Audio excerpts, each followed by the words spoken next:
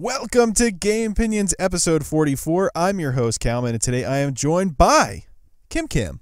Hi. Hello, Kim. How are you doing on this fine evening? I'm doing good. Lots of sleep, lots of Z's. Yeah, we've both been kind of dealing with some headaches the last couple days.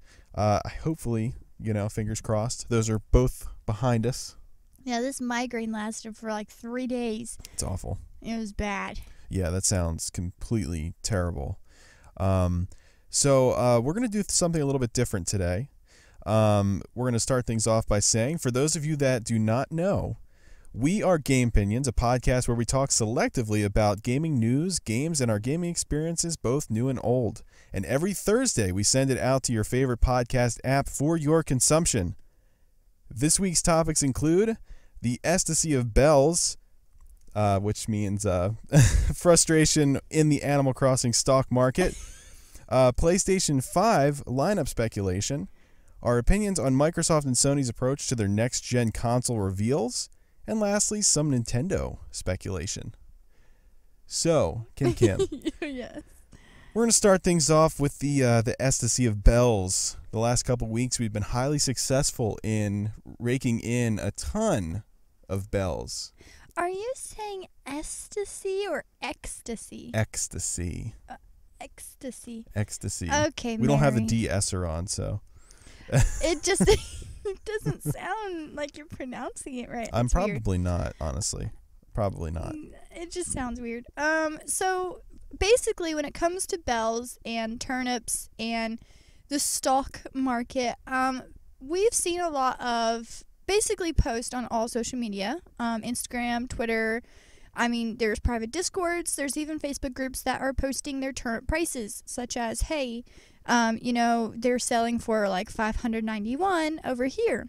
If you want to tip like something like Nook Miles tickets, feel free to, right? And a lot of people actually comment on those posts, or they like them, or they follow, or they try to message them because they want to be able to go and sell their turnips basically for that really good price. Yeah. And for a little bit, I think at the very beginning, people were really, really into it. Like, maybe like the first couple days, right? And even now, there's still a few that would do it for free, and you didn't have to tip. You didn't have to do anything crazy. And those posts were mostly genuine. They were actual Animal Crossing players. But from what I'm seeing now, apparently Twitter is terrible. There's a bunch of K-pop fans, which that's great if you're a K-pop fan. Yeah. But they're just putting a bunch of words into their tweets.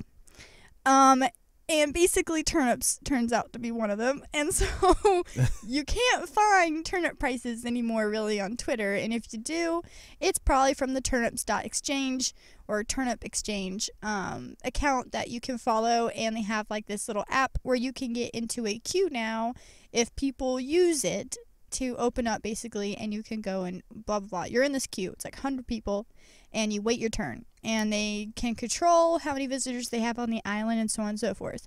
But the problem now is we're also having a lot of people for some reason think that they can get followers or friends or fans by posting a scam picture or information like, hey, mine are going for 600. DM me or follow me, and then I will like it, and then I'll send you the dodo code. Turns out they don't. They just wanted you to follow them, vote for them, do things for them, and then they're like, ha, I scammed you. I was just kidding, guys. I don't have Animal Crossing or a Switch. Haha, you got pranked. It's so dumb. It is the worst way you can make fans, because that post is directly for people who play that game. It's not the whole world, so really you're just trying to anger a very specific people. You're not going to be successful, or people aren't going to think it's funny, so I really don't understand their logic, and I don't think they understand what they're doing either. So it's better to ignore them. Don't try to talk to them, because obviously they weren't very logical in the first place for posting that, and you're just going to start a argument. I actually saw the person that scammed me, and I was like, oh, okay, so I just deleted my tweets and I unfollowed, blah blah. Didn't DM, didn't message, just left it as it is. Yeah. But someone else decided to call them out, make a whole tweet about it, and they went back and forth, and she's like, you're the one calling my family names. It's like, where's what? Wait, we were just talking about turnips. There's no proof of that. There's not a receipt for it. It's fake drama, and then suddenly it's just out of control. So just don't even bother, delete the stuff, unfollow, and move on. So it's weird. It's starting to become like this fad to scam people with turnip prices. Yeah, well, I mean, it's like a trending tag, right? And, you know, people are throwing that in their tweets, or they're just, like you said, they're just straight up putting it in there and lying about it. Like, this is the only post about Animal Crossing they've ever made. And, it seems a lot of them, not all of them, a lot of them, though, most of their posts are just like K-pop posts. And yeah, there's a ton of K-pop ones. Once you get done filtering through there, you're already somewhat agitated. And then when you come across a scammer, it's like, I can't believe you thought this would look good for you by doing this. Yeah, and it's like, come to my town. We're selling my turnips for, 568 bells, and it's like some random K-pop gif. And, I might sound a little mad about this because I think it's stupid. I think if you're doing this, like, just straight up, you're a dick. I honestly think you're wasting your time. Well, because it's stupid. I don't really mind because all you're doing is basically spamming a social media page, your page actually. So then you just don't look good. No one's gonna want to follow your content. It's really pointless. It's almost like they're just bored and they just want to start posting things. Yeah. And they're not even thinking like, hey, I wonder how this is gonna make me look to all my friends. Yeah, like what's the point of posting something, right? And then having people comment on that one post, and it's not even about something that is actually true or something that you're actually trying to actively push. Like, how many successful people go and abuse those tags? Not many. And the problem with this also is that a lot of people will, because they want to be noticed, and granted, I know you use a lot of tags to be noticed, but when you tag turnips, okay, I can understand some art. I can understand Daisy May art, or even just a art piece that actually has a turnip in it. I get it. Even the real turnips, okay? But when you specifically tag something like turnip prices, you know exactly what you're doing, and your post is going to pop up there, and it's nothing to do with turnip prices. That's when it's like, okay, don't do that. That has no business being in here if it's artwork in turnip prices. Yeah, you're okay, just literally being a dick. Turnips, okay. Turnip prices, you really want attention. And it's weird because now I look at people's tags and I somewhat judge, like, really? Is that what you want to do? Is that the person you want to be known? And sadly, I mean, there are a lot of people I know that have a large following and they abuse tags like crazy. And people just don't care. And I think they should care a little more because that's how social media works. And it makes people that are smaller less recognizable. And you're basically, you're smushing chances for smaller accounts to be noticed by abusing your tags. Yeah. So it does kind of trigger me a little bit, but at the end of the day, you can't stop them. You can't do anything. But you can kind of like say, maybe we should start saying something about people's tags. I mean, a wall of tags, and some of them are like, still follow for follow. People still believe that because it doesn't work. Yeah, it really doesn't promote any form of growth at all. No, and your stats are going to be messed up, and it actually will help if you use more precise tags to understand which ones people are actually looking at. So you're kind of also messing up your statistics for yourself too. Yeah. So, but yeah, it's been crazy, and these queues for turnip exchange, people are like, just use that website. But then you get in the chat, and it's like no one understands how to use this thing. They just get in the queue, they stay in the queue, and then they like, I guess, forget that they're trying to sell their turnips. And then the whole thing has to be shut down and restarted because someone didn't leave the queue. It's weird. It's very strange. It's bizarre. Yeah, and I mean, you're actively on a timer too because, I mean, the store closes at some point. Eventually the shop closes. You can't sell them. Yeah, and I'm going to tell you right now, I highly believe that the people obviously doing these 500, 600 bell prices, whatever, in Nook's Cranny, obviously time travelers. Oh, yeah, they're time traveling until they can find a good price. You can't criticize time travelers. You could say that's not your style. but you're thankful for them. Yeah. Because they are the ones that are giving you this opportunity to sell your turnips. And no one has to do it. So I be thankful for anyone opening up their gates. Yeah. But there's some shady stuff. There's people that are wanting you to tip crazy amounts. I'm like, you know what? I'm done with turnips. I'm just going to fish because at least I know that if I spend an hour doing this, I won't just be disappointed and the queue get locked or and get you're not booted out. relying on anyone else for, monetary success. I mean, I'm going to tell you right now, if you're in those queues, it takes about 10 minutes for each person to really go through. One, if they're not ready, that's going to be a minute or two. The cutscenes are about 2 to 3 minutes. And then they have to go to the shop, go into the door, which takes a second. And then if someone's coming in, that takes another 2-minute cutscene. And then they have to sell their turnips, which, yes, you have to select every single one of them. And you have, 4 rows. So if you're stocked, I mean, it's going to take, a second for you to select it all. And then you got to leave. So it does take about 10 minutes per person. If you are number 100, you aren't going to make it. You should just forfeit. And if you do make it, you've been on there for 8 hours or something crazy.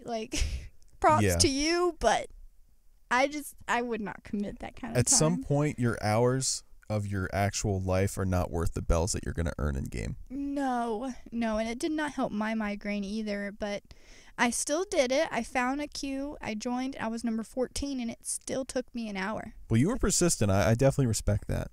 You got the job done at the end of the day. I was like, this is my last.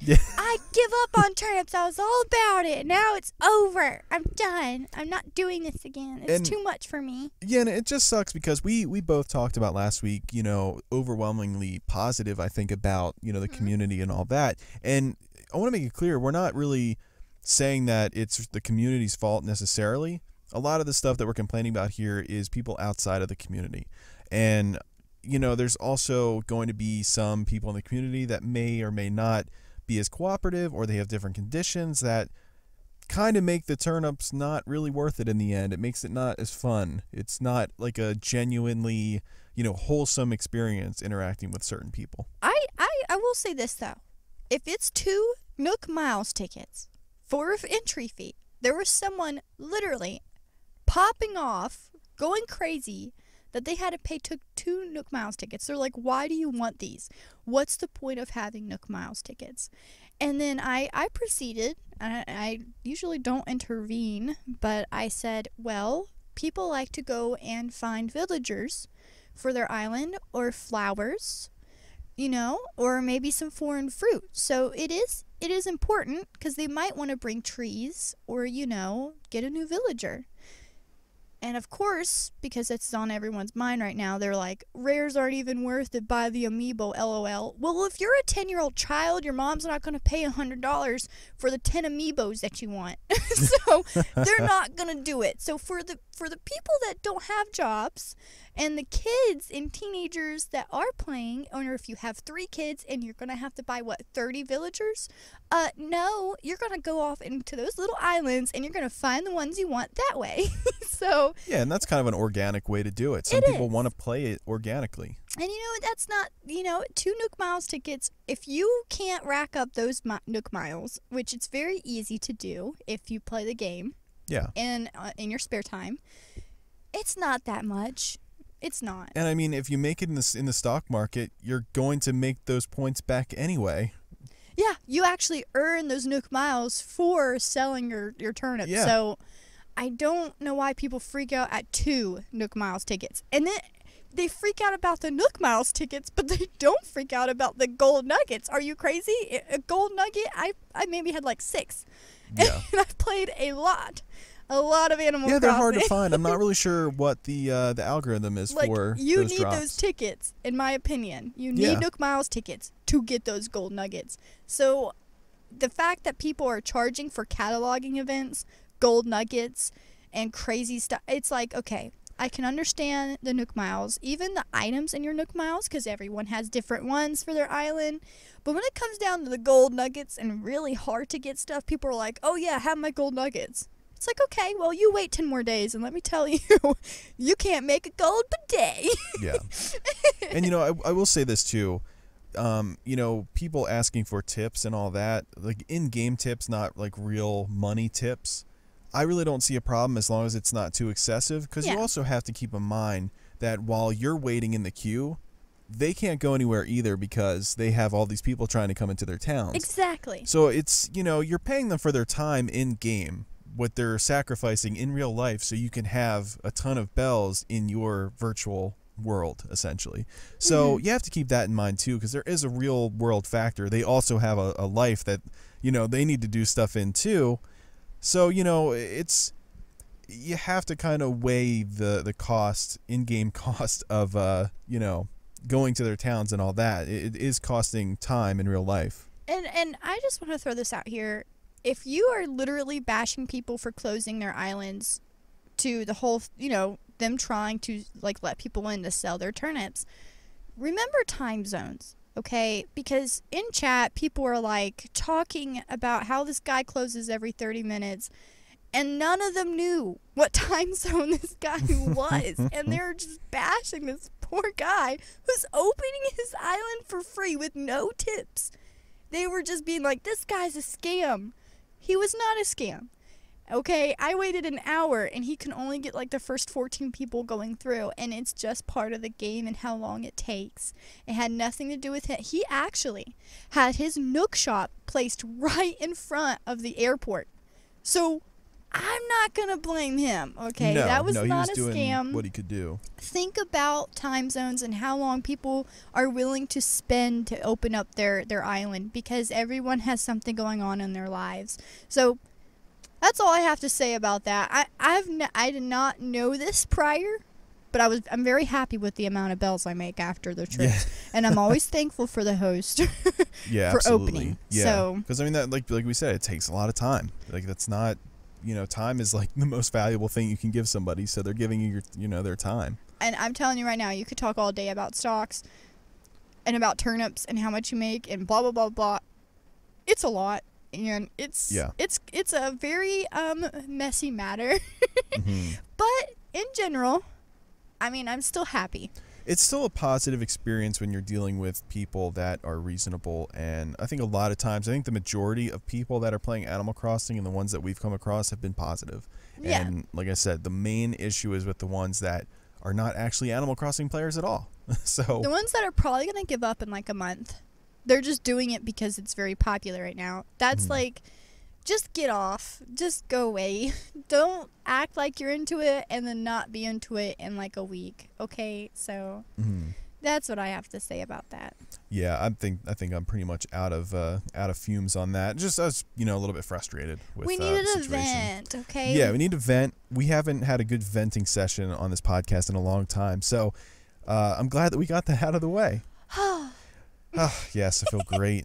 So let's hop into the next topic. This is the PlayStation 5 lineup speculation, and apparently during a corporate strategy meeting this week, and this is being reported from the Video Game Chronicle, Sony president and CEO Kenichiro Yoshida confirmed that games for the PlayStation 5 that deliver this new game experience are being made by both first and third party developers, and we plan to introduce a compelling lineup of titles soon. So he was referencing like the new sound, 3D sound that PlayStation 5 is going to be featured and all that. But as he was explaining that, he also included that little last line: we plan to introduce a compelling lineup of titles soon. When is soon? And soon has pretty much been speculated that it's going to occur in June, where PlayStation's going to have an event and start showing off their PlayStation 5 lineup. So, kind of exciting. Kim, is there any particular PlayStation exclusive that you would like to see as a launch game for the PlayStation 5? Silent Hill. A new Silent Hill. A new Silent Hill. I know that's too much, but to ask for. It's not even development. It's probably not even done. It's probably not even in the works, but I can always hope. Yeah, I'm not really sure. I think we've had this conversation before, and I was like, yeah, I'm going to look that up after the episode. I never did. I don't really know who owns the rights to Silent Hill, because I don't know. Yeah, I'm not really sure if that would have to be a PlayStation exclusive if it did release. I'm not sure what. What would yours be? Mine? I'd probably say Spider-Man 2, which I think is actually a really likely option. Because, I mean, obviously Insomniac has been working on the new game.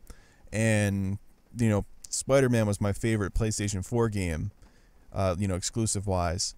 So I'd probably say Spider-Man 2. What games do I think are going to be available on launch? Honestly, I wouldn't be surprised to see, Last of Us 2 be remastered for the PlayStation 5. But at the same time, due to backwards compatibility, not really sure if they're going to consider that worth it, because you can just play the normal Last of Us 2 when that game comes out on the PlayStation 5. But yeah, Spider-Man, I wouldn't be surprised to see Horizon Zero Dawn 2 make an appearance at launch or close to launch. I think those two games are really the main. I doubt we'd see a Killzone just because of the whole situation with that. But I don't know, maybe they'd surprise us and bring out a Killzone. But yeah, that's pretty much all I can really think of. Definitely Spider-Man 2 is what I would want. The reason why I don't really have a lineup is because I'm still semi dissatisfied with these new games. Because they're not my thing. You know, when you ignore things that aren't your thing, you're like, yeah, whatever. Like, I like the original Last of Us, but the second one, and I don't know, it just gradually, as people started to be more into it, I didn't really like it anymore. It's very weird, but I was really into it when I first discovered it, and I didn't really want the little girl to really, grow up or have more story. I just liked it for, what it was. Yeah, you kind of just one and done. And then I was like, yeah, no, I don't like this series stuff. So I just started to ignore things that really didn't interest me or pique my niches, you know. Yeah, I'm hoping for horror games. Yeah, I'll say my favorite part of the original Last of Us was the online factions multiplayer, and that's not apparently making an appearance in this new game. So that kind of hurt my interest for the game a lot, just because I wasn't really a big Last of Us single player fan. You know, that style of gameplay just really doesn't fit my game style, if that makes sense. So I was never really huge on The Last of Us. I definitely respect it. I definitely acknowledge it as, really good story and one of the best, probably one of the best games of last generation that we had. But personally, for me, I wasn't really a big fan. I really think that no one gives credit to The Evil Within and how great of a story and game those two were, the first and the second.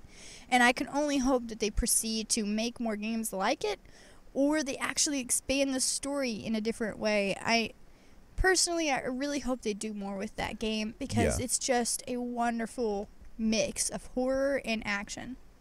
Yeah, I always say that that those two games probably fit my style a little bit more. I do like those a little bit more. Who knows, maybe we'll see more of that.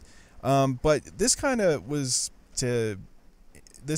kind of to bring in another little topic here, and that's, how do you feel about, I guess, Microsoft and Sony's approach to their next-gen console reveals thus far? So far, we've gotten them in bits and pieces and not just all in one swoop. How do you feel about that? I don't like it. I don't want this information to be strung along. If anything, I want them to update us when we can expect to hear something. At least the month. Give us a month range. I just feel like the small bits of information is just teasing. And I am not much of a teaser. If you're going to give it to me, I want it hot and I want it ready. And honestly, I am so upset because I'm pretty sure there was information about the new Elder Scrolls game saying that they don't expect one for years. And it was like a slap in the face. And it made me want to take their whole MMO down. So I am very upset right now. In general, over not even just the consoles, it's just an overall, I'm like, okay, I have very select games I like, and then here I get a slap in the face for the next Elder Scrolls, because apparently Skyrim was just so popular. They're still making money from it, I guess. So much money, they don't got to worry about the next one and popping it out fast enough.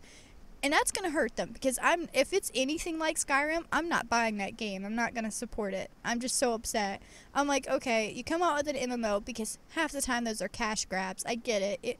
It was an okay MMO. I liked it. Beautiful. Yeah, it was enjoyable. The graphics were great. But it's not it's not like the mainline series. Then they said, let's do the same thing. Let's do the Fallout thing. Let's do the Elder Scrolls. And it looks way too obvious as cash grabs, and it really upsets me. and I hope that they get a single player game back out, rather it is Fallout or if it's going to be the next Elder Scrolls. So I'm upset right now. Yeah, so their situation is that they have Starfield, which I think is more of a futuristic RPG, and that's coming out in a couple years, or maybe next year it's coming out.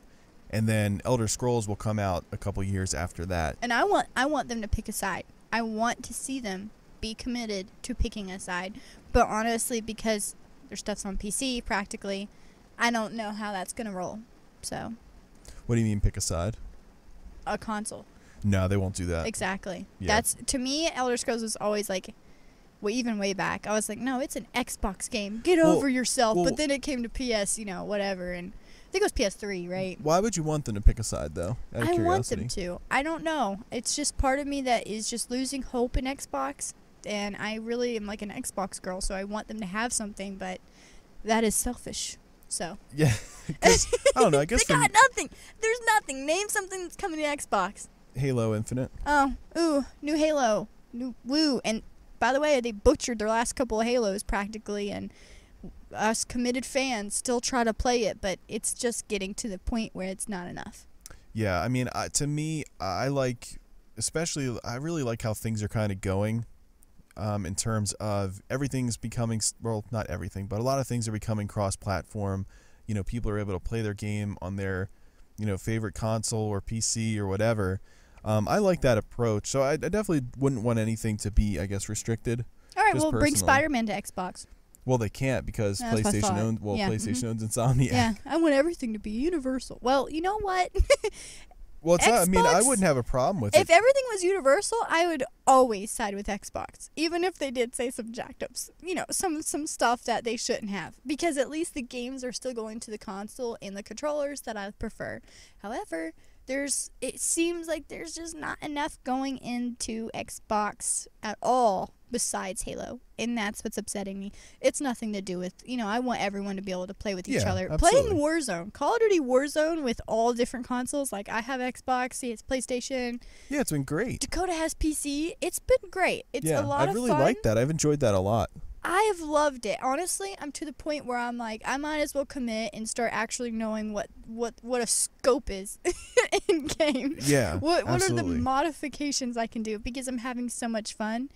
And with no Halos that I really like right now, it's really helping me out when it comes to being a shooter game. Yeah, and there's there's some hiccups here and there, but I think it's worked out really well between those. Yeah, like it's been really seamless for the most part. I mean, we had some glitches where like the voice chat stops and all that, but I think that Warzone and Call of Duty in general, I think that they were extremely. It was just extremely well done. In terms of how they integrated the other systems. So I really hope to see that continue next gen, and I think we will.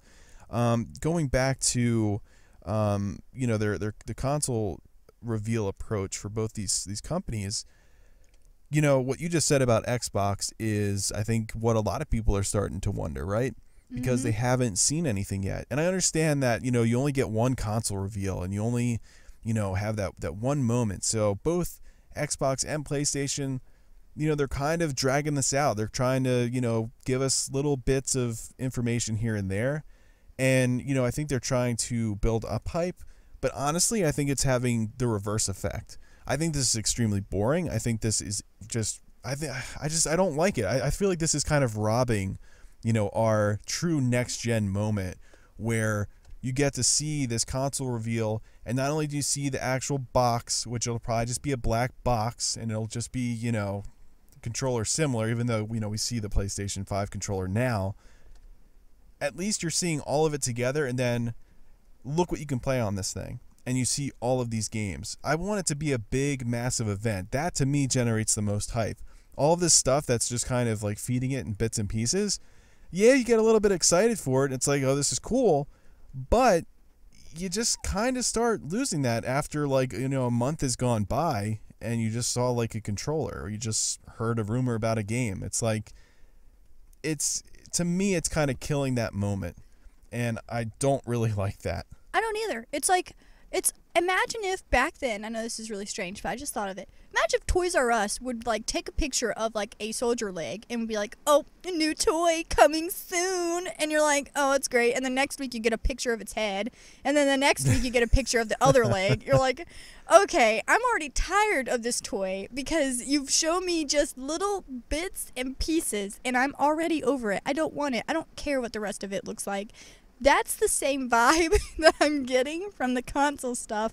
It's like, stop updating me. Stop giving it, just bust out, like party light it up and give us the whole thing all at once. Okay, Yeah. And make it seem like you got to get it now because look how cool this is. Look at it. Look at it. Don't you want to touch it? Look around, spin it, drop your iPhone, whatever, something for views on it. I don't know. Just something party like all of a sudden, bam, it's in your face.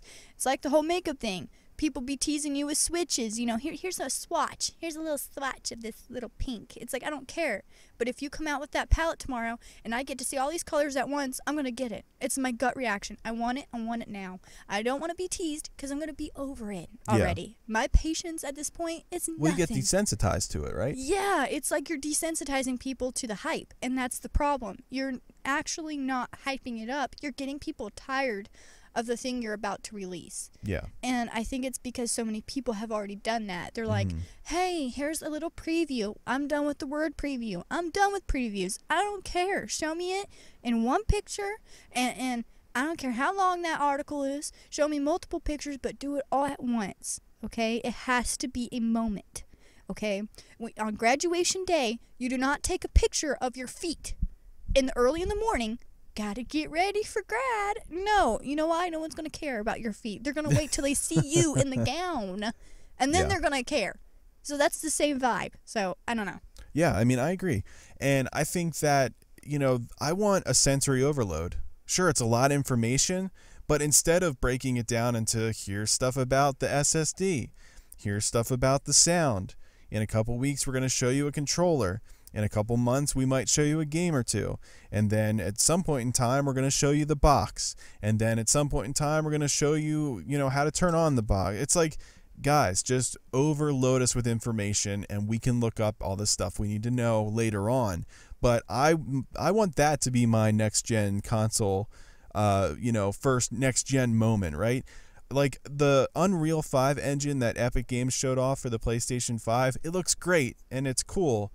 But it's not really a realistic standard for PlayStation 5 games because tech demos are the best case scenario for a game.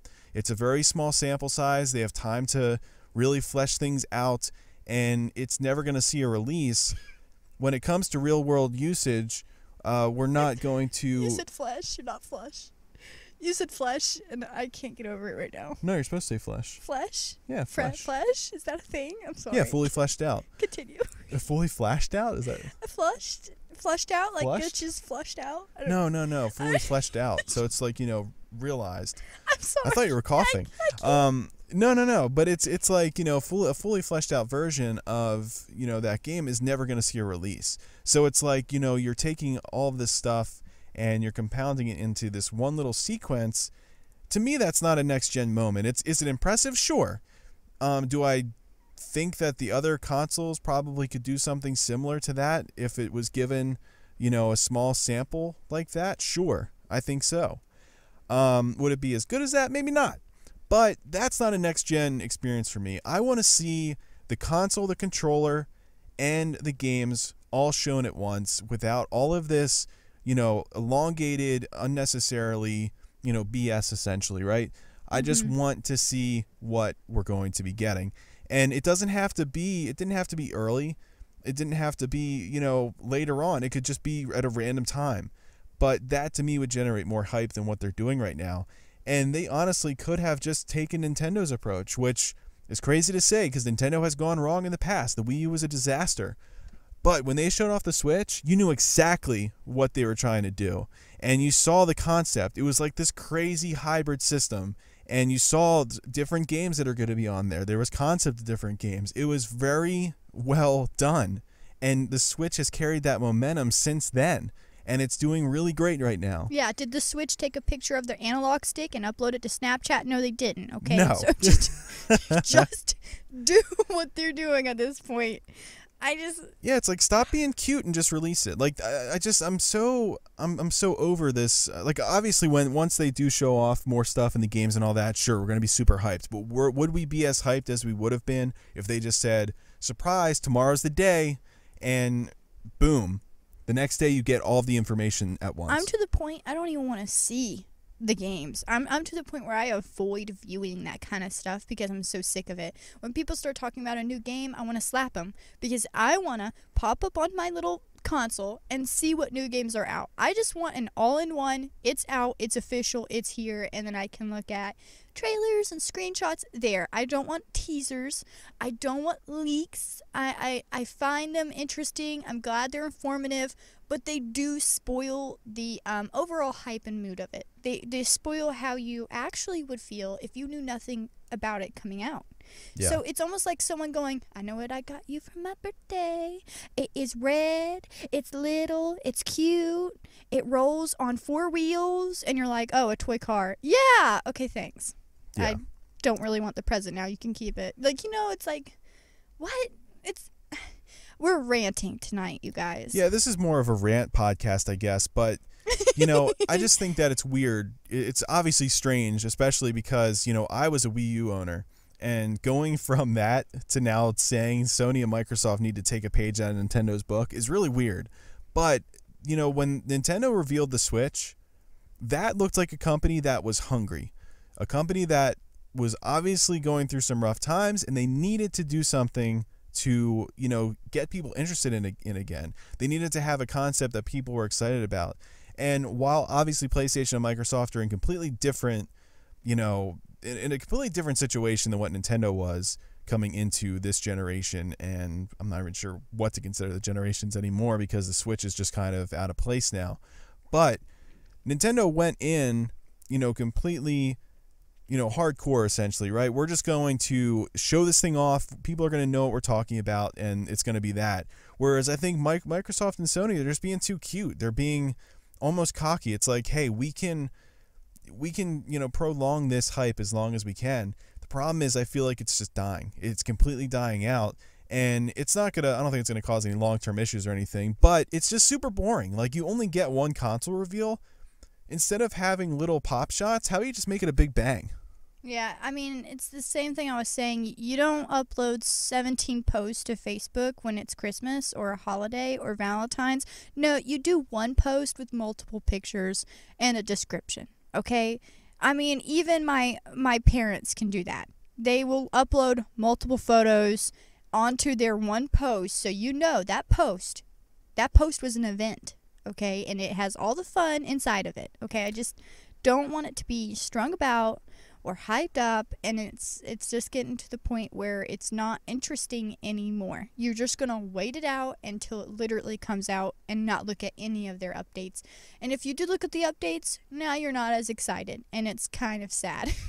Yeah, and obviously, I guess we have to keep in mind, like, the virus and all that may have affected plans for a reveal and all that. But would you also note, Switch actually has a very good marketing strategy for what they did with it, and the fact that they had a TV commercial with human interactions and like, people were smiling and playing with it as if it was a normal object in their everyday lives. Like, I don't know, for some of us it actually is. And yeah, they had kids, they showed exactly how it worked. They had kids, they had adults, they had a large range of audience. And then if you look at a PlayStation or Xbox commercial, the last commercials I can even remember are of the console, a really cute swirl, and then the sound effect, and then it's over. And then, like, maybe a picture of a game that's combined with or whatever. Like, it's like a combo buy. That's it. I don't remember it sitting in anyone's normal-looking house. I think there was one with PlayStation where it was, like, in this really bougie, upscale apartment guy, and he was playing the PlayStation. I don't remember a family wholesome commercial besides with the Switch.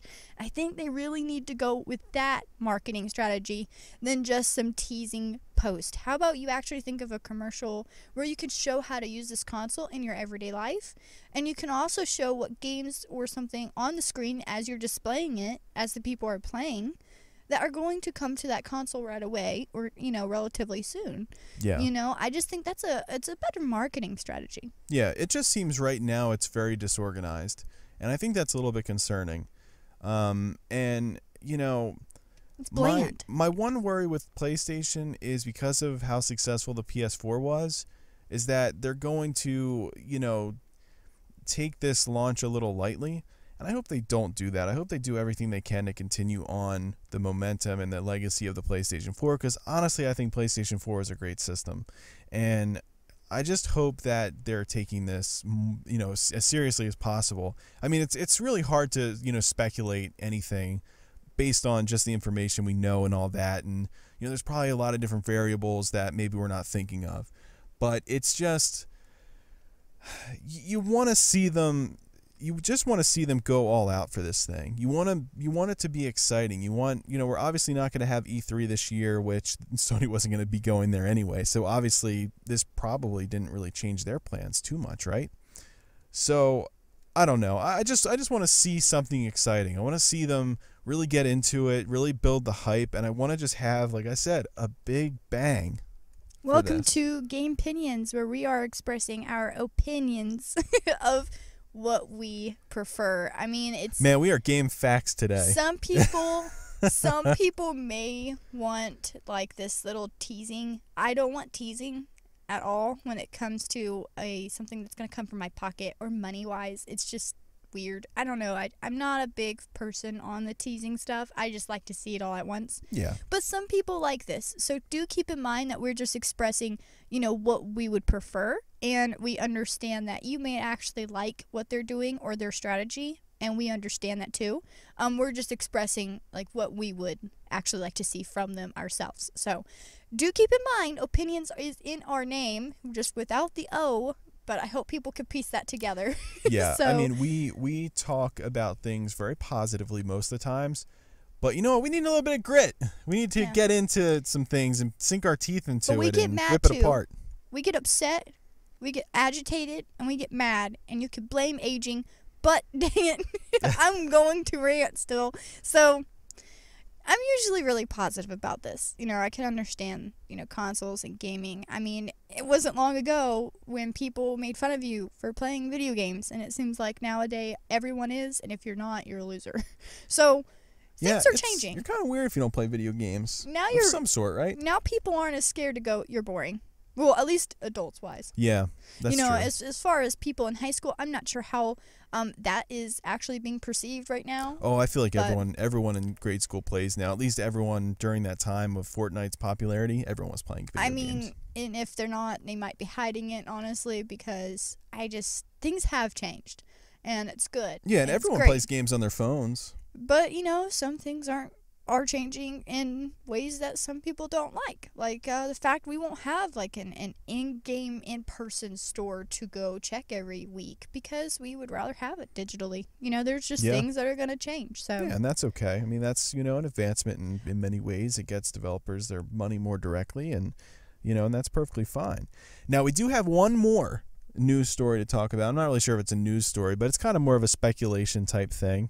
And this is to do with Nintendo. So last week, after we recorded our episode of Gamepinions, Nintendo revealed with a trailer Paper Mario, the Origami King, and that it was going to be releasing on July 17th, which I'm assuming, people are speculating, that this game was supposed to be featured in Nintendo's E3 Nintendo Direct this year, but obviously due to the situation, there is not going to be a E3 Direct or anything like that.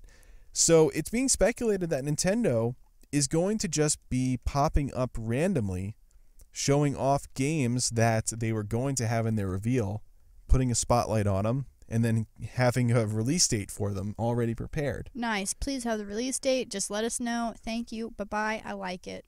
Yeah, so that's really exciting. At the end of Paper Mario, the Origami King, Nintendo also showed Mario wearing a Samus helmet from Metroid. Oh, boy. So that kind of boosted a lot of speculation that Metroid Prime 4 was going to possibly receive some kind of attention at some point in time. And I doubt it's going to be a release date, just considering that Retro Studios had to basically take over that project and completely rebuild it and start from scratch. So I doubt we're going to see any kind of release date for that. But I think we're probably going to have an update on that game pretty soon, which is really exciting. And then if Nintendo is going to be dropping additional games throughout the rest of this year at random, I think that's going to be something really cool, just to kind of, wake up one morning and boom, you get something that you weren't expecting. Yeah, here's a cupcake. That's what I like. Don't give me the candle. Give me the whole cupcake, okay? Yeah, and it's just funny because, they revealed this thing without any fanfare at all. Like, it was there, and no one was expecting it. Thank you. I need surprises in my life. Well, that's the thing.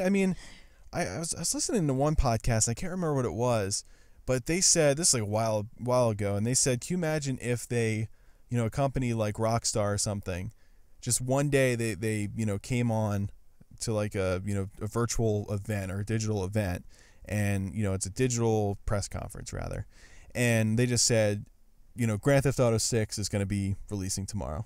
People would go crazy. It would break the internet. Yeah, exactly. That's what we need. But that's exactly what we need. We need surprises. We need, just some crazy things to occur. Like, that's what builds hype and gets people, just completely excited.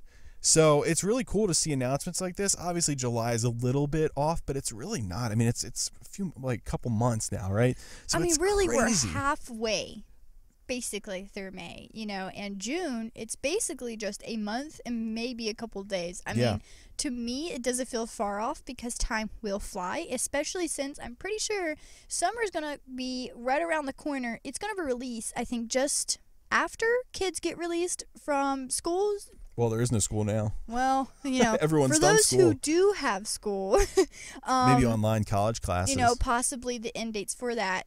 That's roughly when summer actually would begin. So I think that was it's a really good date, to be honest with you.